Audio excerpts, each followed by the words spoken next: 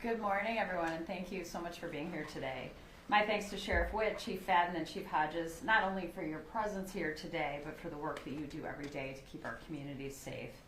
I'll try to keep this short because I'm obviously not the expert here. They're standing behind me. My name's Kelly Morrison. I'm a physician, a mom, and since January, I'm proud to I have the honor of representing Minnesota's 3rd District in Congress.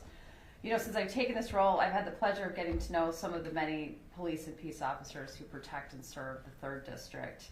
These are incredibly brave men and women who put on the uniform every day, and I want to thank each and every one of them for their service. But what I'm hearing and what we're hearing from police departments all across the country is troubling. Our police departments are struggling with recruitment and training efforts. Across the country, the average department is operating at a nearly 10% deficit. And because of this, more than half of police agencies across the country, 65%, have had to reduce or even cut services. And that's simply unacceptable. When we let these staffing shortages go unaddressed, we risk the safety of our communities, and we also risk the safety of our officers. I have immense respect for everyone who puts on the uniform, and I want to do everything I can as a congresswoman to guarantee the safety of our officers and our communities. And I think every officer here will agree with me when I say we need new pathways to law enforcement careers and more training opportunities to provide our communities with safe, dedicated, and fully staffed law enforcement agencies. I teamed up with Representative Brad Finstead to introduce the Pathways to Policing Act. This will authorize $50 million in annual funding over the next 5 years to state and local police departments to recruit and train new police officers, as well as to provide police departments with much needed resources and ensuring that police departments have representative, well-trained, and well-staffed police forces. This bill will also provide $50 million in annual funding for the next 5 years to the Department of Justice to develop and implement a nationwide marketing and recruitment campaign for law enforcement officers, including those who have non-traditional educational or career backgrounds. I'm proud to say this bill is endorsed by the Minnesota Peace and Police Officer Association, the Minnesota Chiefs of Police Association, and Minnesota Fraternal Order of Police, among others. And part of the reason I'm so excited about this bill is because we've already seen it work at the state level. We've seen this at work right here at home, and now we can bring that success to other police departments across the country. And of course, this bill is strongly and proudly bipartisan. Again, it's co-led with my Republican colleague from Minnesota, Brad Finstead, because this should not be a partisan issue. The safety of our community should never be a partisan issue. We all want to keep our neighbors safe and provide our officers with the resources they need to do their jobs well. So thank you again for being here. To every officer in this room, thank you for your service and your dedication to our community, and I'm excited to provide support in any way that I can. And with that, I will pass it off to Police Chief Erik Fadden. Thank you, Chief. Good morning. Thank you, Representative Morrison, for being here today.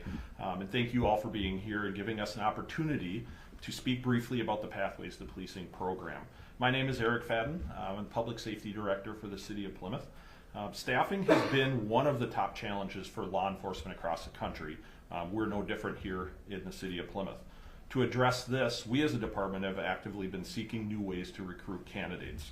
In 2023, we began recruiting police officer candidates through the Pathways to Policing program.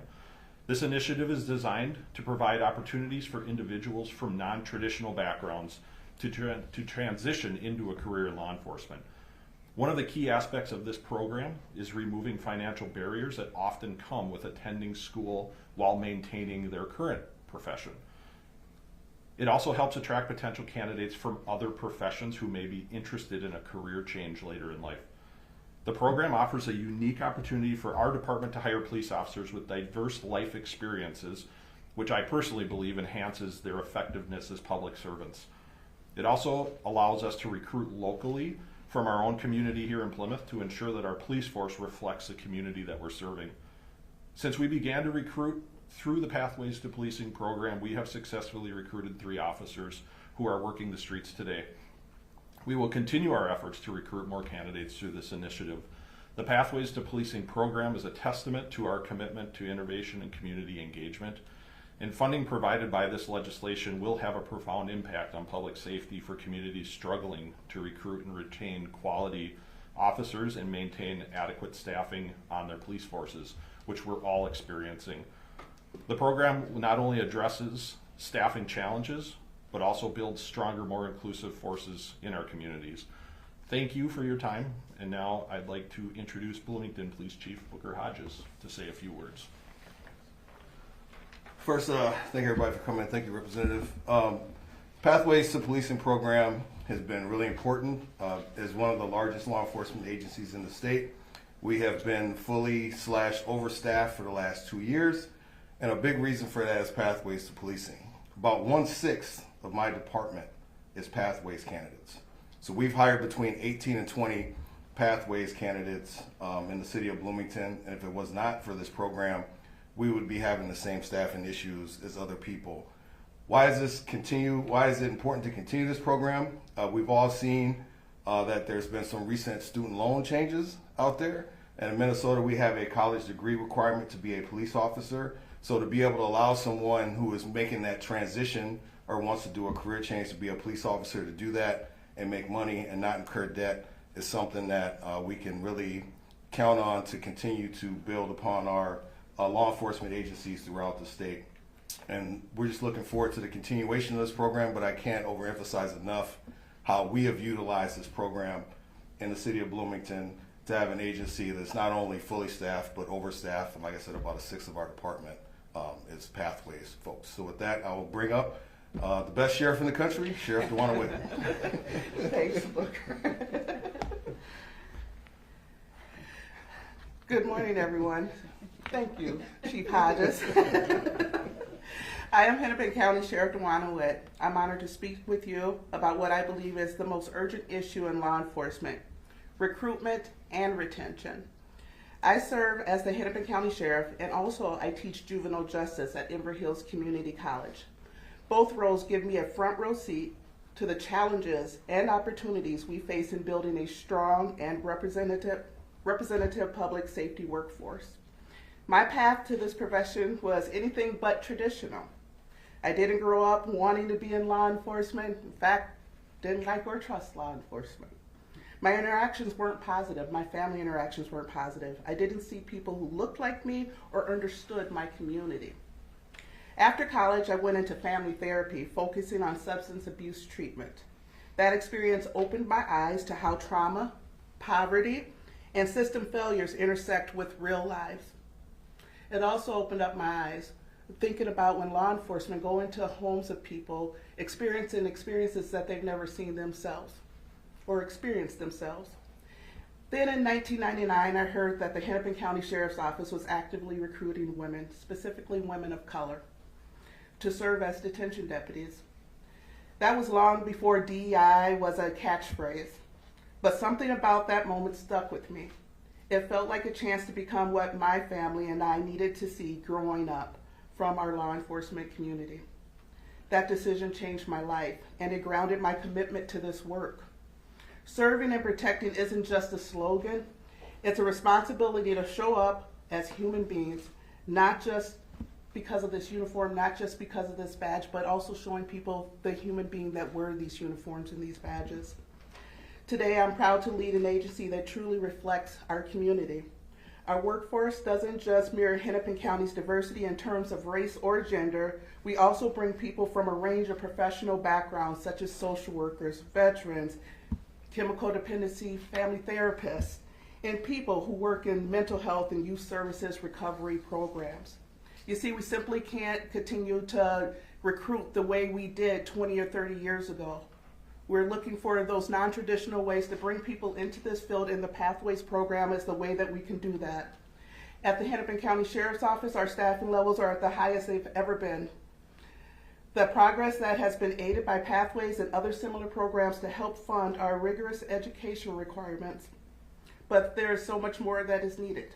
We need the support of our representatives, and we are so glad that you have chosen to support this program. So with that being said, I want to thank you, Representative Morrison, for taking the initiative and the authoring the impactful bill. Please hear me when I say that law enforcement, or public safety in general, is a much needed profession, and it's a noble profession.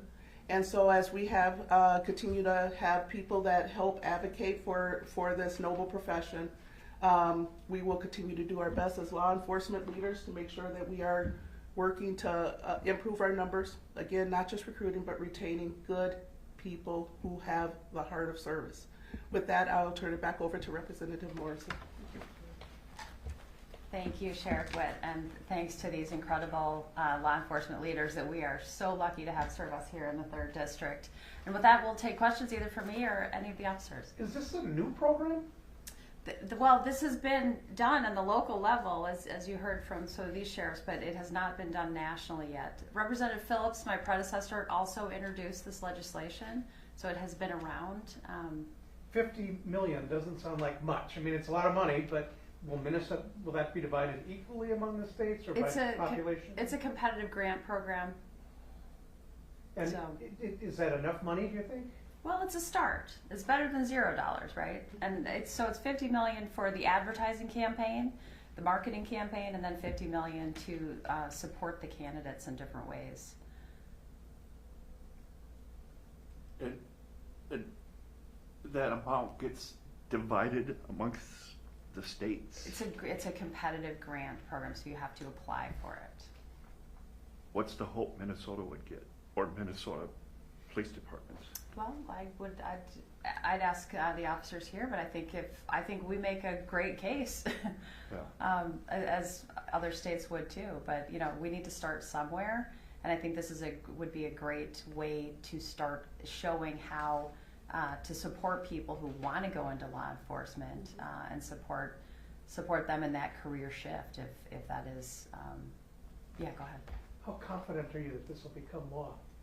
I'm optimistic.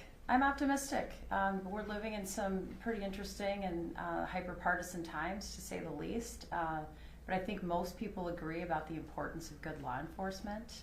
Everyone wants and deserves to feel safe in their communities, and law enforcement deserves the resources to be able to do their job well. Chief Fadden, about how many officers is your agency down right now? Plymouth Police Department, we are roughly 7 officers down right now. It's close to that 10%, but that does not include the number of officers that we have in field training, or if they're out on injuries and stuff like that, it compounds. So it feels as if our officers that are out working the streets right now feel like we are really short, because there's a number of people in training and there's a number of people that are out hurting. So. If something like this grant were to come through for your department here, where do you see that helping in terms of staffing? I see this funding opportunity to help our department and our city bolster by hiring what I would call non-traditional candidates from other walks of life. The traditional pathway to becoming a police officer is you decide that you're going to go into law enforcement, you go to college. After you graduate from college with a law enforcement degree, you go to a police academy here in the state, and then you're off and running looking for a job to work somewhere, which is pretty easy right now because everybody's hiring if you're a candidate. What the Pathways to Policing program hopes or is targeting are those folks that maybe have gone to college, are in a different career, and it just doesn't make sense for them to quit what they're doing or keep a full-time job while they're raising a family, or reduce hours at work so they can go to school full-time. This provides an avenue to kind of take down those financial barriers and allows us to recruit folks that maybe have different life experiences and have worked in the workforce doing something different, and now want to make that change. Can I add something to that, Chief? Yeah, sure. Something I could say with the students that I see working 2 jobs, 3 jobs, trying to pay their way through college while also focusing on a new career it's very taxing on them. So allowing this kind of funding helps take some of that off, because we do want them paying attention to all their studies and all the things that it's going to take to make sure that they become successful peace officers here in Minnesota. So just think about that, where we could talk about numbers, but we also got to talk about the impact of just what one good officer or deputy or trooper could make. And so, again, seeing some of those people stress, again, having families, having to work 2 or 3 jobs, and also focus on their study, anything that we can do to get them to focus more on that education is so important. So I'm sure that they all welcome financial relief. I just want to add some clarity a little bit here. So in Minnesota, you have to have a college degree to be a police officer, right? So we are one of only 8 states that have that requirement. So even if like I graduated with a bachelor's degree, if I wanted to come to Minnesota and be a police officer, I couldn't just apply to be a cop. Versus like if I was in South Dakota or North Dakota, I could just apply to be a police officer. In Minnesota, I would still have to go to what we call skills, which is another 6 months. So what Pathways to Policing allows us to do is to not only pay for these people's training when they're going to school, it also allows us to give them a salary while they're going to school. So that really helps. And then from a city standpoint, it allows the city to, it's allowed us to overhire, right? Because if we're not paying for someone's salary for 6 months, that gives us a little bit of cushion so we can go over our complement, and allows us to have people in the door so when someone retires, their replacement is already up and trained. I think that's a good one to end on. Those additions really, I think, fleshed out why this program is so important. So thanks again to the law enforcement leaders who joined us today, and thanks to all of you for covering this. Appreciate you.